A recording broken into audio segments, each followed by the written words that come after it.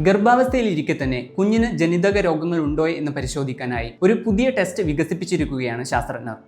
Non invasive fetal sequencing എന്ന technique ഉപയോഗിച്ചുള്ള ടെസ്റ്റാണിത്. ഗർഭസ്ഥ ശിശുവിന് ജനിതക പ്രശ്നങ്ങളുണ്ടോ എന്ന് നിലവിൽ കണ്ടെത്തുന്നത് അമ്നിയോട്ടിക് ഫ്ലൂയിഡ് അല്ലെങ്കിൽ പ്ലാസെന്റൽ ടിഷ്യൂ ഒക്കെ ശേഖരിച്ചാണ്. ഈ ടെസ്റ്റുകളിലെല്ലാം സിറിഞ്ച് ഉപയോഗിച്ച് സാമ്പിൾ കുത്തിയെടുക്കേണ്ടത് ആവശ്യമാണ്.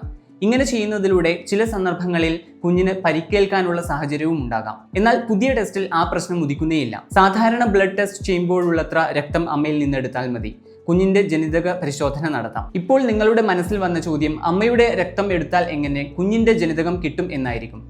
ഗർഭസ്ഥ ശിശുവിന്റെ പ്ലാസന്റയിലെ ചില കോശങ്ങൾ ഒരു നിശ്ചിത സമയം കഴിഞ്ഞാൽ സ്വാഭാവികമായും മരണപ്പെടും. അതിനോടൊപ്പം പുതിയ പ്ലാസെന്റൽ കോശങ്ങൾ രൂപപ്പെടുന്നുമുണ്ട്. മരണപ്പെടുന്ന പ്ലാസെന്റൽ കോശങ്ങളുടെ DNA ചില പ്രത്യേക എൻസൈമുകൾ കഷണങ്ങളായി മുറിക്കും. ഈ DNA ശകലങ്ങൾ അമ്മയുടെ രക്തത്തിൽ ഉണ്ടാകും. അവ സീക്വൻസ് ചെയ്താണ് ജനിതക രോഗങ്ങൾ കണ്ടെത്തുക. ഇതാദ്യമായല്ല ഇത്തരത്തിലുള്ള ജനിതക പരിശോധന നടത്തുന്നത്.